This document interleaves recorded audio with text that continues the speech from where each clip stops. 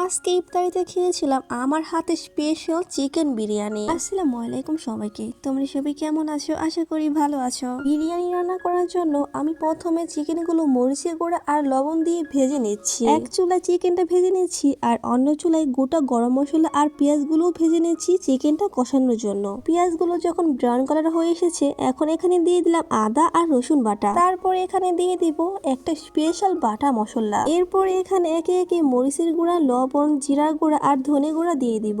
এইগুলো দেওয়ার পরে অনেকক্ষণ যাবত কষানোর পরে তারপরে আমি এখানে দিয়ে দিব বিরিয়ানি মশলা, মানে রাঁধুনি বিরিয়ানির মশলা। এইটা দেওয়ার পরে দিয়ে দিব বাদাম বাটা। বাদাম বাটা দেওয়ার পরে দিয়ে দিব কাঁচা মরিচ বেশ কয়েকটা। এইগুলো দেওয়ার পর আমি বেশ কিছুক্ষণ কষিয়ে নিয়েছি। দেখলেই বুঝতে পারবেন আমি কষাতে কষাতে একদম খয়েরি কালার করে নিয়েছি। এখন এখানে দিয়ে দিব চিকেন আর আলু। আর হ্যাঁ, এখানে আমি অল্প একটু মসুরির ডালও দিয়ে দিব।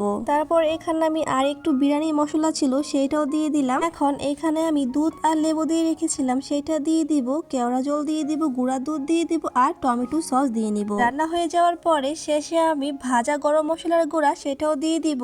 এই তো বিরিয়ানির মাংসটা রান্না হয়ে গেল। মাংসগুলো উঠিয়ে নিয়ে একই হাঁড়িতে আমি পোলাওটাও রান্না করে নিব। হাঁড়িতে গোটা গরম মশলা দিয়ে আমি পেঁয়াজ দিয়েছি, তারপরে আমি পোলাও চালটাও ভেজে নিব। আমি 1 কেজি চালের জন্য প্রায় 1.5 কেজির একটু বেশি পানি দিয়ে নিলাম। তারপরে এখানে বেশ কিছুটা গুঁড়া দুধও দিয়ে দিব। পানিটা গরম হয়ে এলে এখানে আমি চিকেনটা দিয়ে দিব। পানি প্রায় অনেকটাই শুকিয়ে গিয়েছে। এখন এখানে আমি ঘি দিয়ে দিব। ঘি দিয়ে আধা ঘন্টা যাবত ঢেকে রেখেছিলাম।